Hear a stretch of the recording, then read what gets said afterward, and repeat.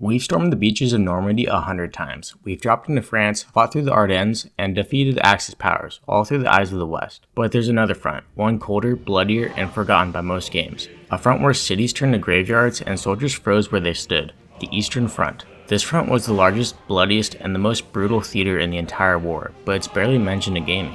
In today's video, we're going to talk about why the Eastern Front is often forgotten by video games, due to a Western-centric market and the moral complexities before, during, and after the war.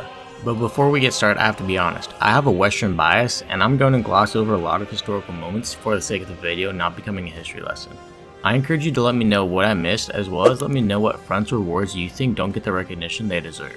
I know a lot of people believe the Pacific Theater as well as the North Africa campaign are underrepresented, so I'm making videos on those two as well, so make sure to subscribe so you can watch those in the future.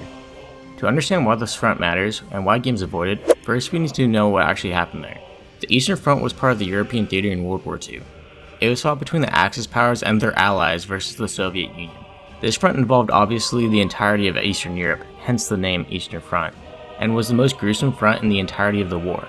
When Germany launched Operation Barbarossa, it wasn't just a surprise attack, it was a betrayal, one that would lead to the largest land invasion in history, with Germany using blitzkrieg tactics, which is just a fancy word for combined arms. Due to the advancement of tanks, aircraft, and artillery, infantry formations were able to break through the opposing forces' lines of defense, causing Germany to essentially flow throughout Europe, where they were able to get all the way up to the outskirts of Moscow until the effects of constant fighting in winter had come around to the German forces. During winter, the Red Army started a counteroffensive, which became a pain to the German troops.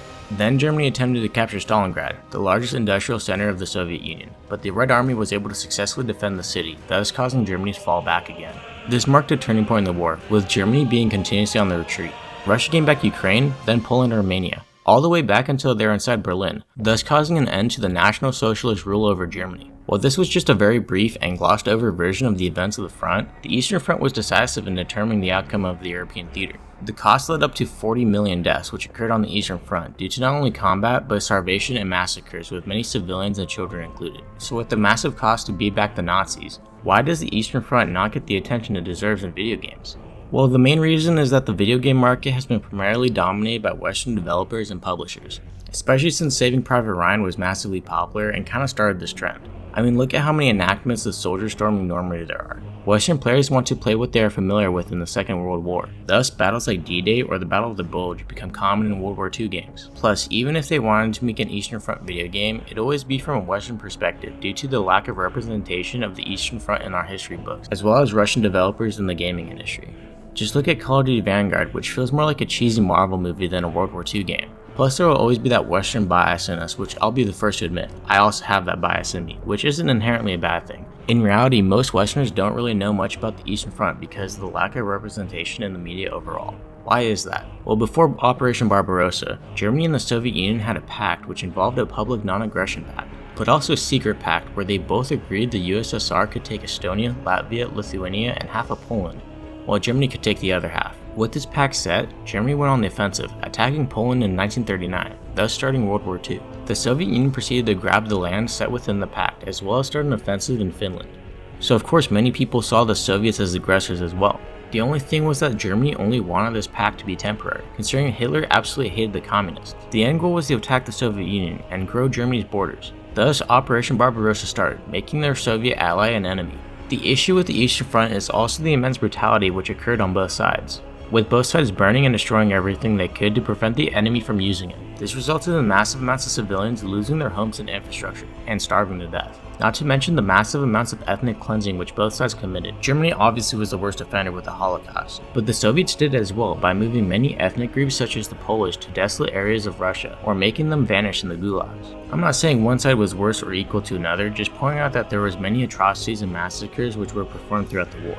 If a game were to portray these massacres, it would feel extremely disturbing playing as a soldier in the Red Army, or it would end up being seen as just more Western propaganda, as if the other allies didn't commit war crimes themselves. Either way, there's no comfortable way to portray this in a story-driven game.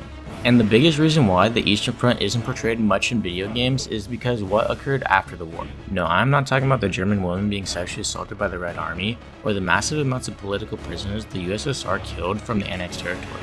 Just that once World War II ended, another war began, one that was more frigid.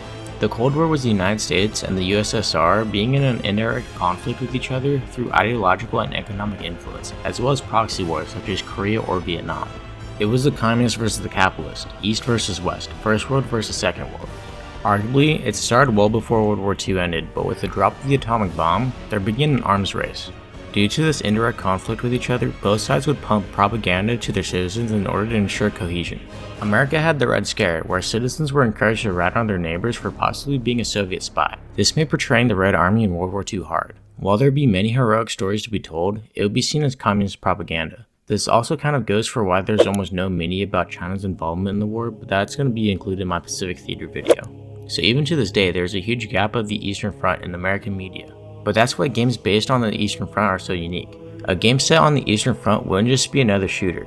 It would be a chance to finally break the Hollywood story mold, to show what a total war actually looked like. It is important to understand the nuanced stories of World War II, not just ones where there are clear-cut good guys and bad guys, which the Western Front games portray. This is kind of the reason why I dislike World War II games in general. It is so easy to dehumanize the Germans due to their obvious evil things that the Nazis did, but it is much more interesting to have that gray area. That's why I think World at War was kind of great at portraying the Eastern Front. It obviously couldn't portray the Germans as anything but evil, but there were many times where they had shown some of the brutality which occurred in the Eastern Front. An example of this is when you're confronted with killing wounded or surrounding Germans. Reznov encourages you to kill them, but Chernov shows contempt against these war crimes. In the end, Chernov gets burned by a flamethrower while carrying the Soviet flag. Reznov picks up his diary, and depending on your actions, whether or not you killed the Germans, Chernov would either see you as a hero who shows mercy or a savage just like the rest of the Red Army. This kind of dialogue highlights the difficult decisions that need to be made in war. Other games like Enlisted and Red Orchestra 2 have also included the Eastern Front, but they never reached mass appeal of games like World at War. Speaking of mass appeal, even Battlefield 5 did not include the Eastern Front within its game, while Battlefield 1 got a whole expansion around the Eastern Front in World War I. And Hell Let Loose is currently one of the most popular World War II titles, but the amount of content based on the Eastern Front is limited compared to the amount of Western Front content involved. It sucks how little the Eastern Front is included in video games because of the amount of diverse battles as well. From frozen wastelands to starving cities under siege to vast fields of mud and debris. The front was cold, bleak, and haunting, which is perfect for a video game trying to capture the atmosphere that hasn't really been seen since World at War. I mean, just compare the newer Call of Duty World War II games and the difference is immeasurable. We don't need another cinematic D-Day mission, we need something raw, something honest. And the Eastern Front has all the stories, the environments, the emotions that no one else is telling. The Eastern Front isn't just another battlefield. It was a soul-crushing heart of World War II. It was brutal, massive, and deeply human. And yet, gaming keeps looking the other way. Maybe it's because the stories are too bleak. Maybe it's because it challenges the simple good versus evil formula we've grown used to. But until we start telling these stories, the ones from Stalingrad, Leningrad, and Kursk, we're not telling the full story of World War II at all. The Eastern Front deserves more than silence. It deserves to be remembered and experienced. If you think more games should explore the Eastern Front, and if I didn't mention a video game, let me know in the comments and make sure to like and subscribe to see my next video on the Pacific Theater and the North Africa campaign. Thanks for watching.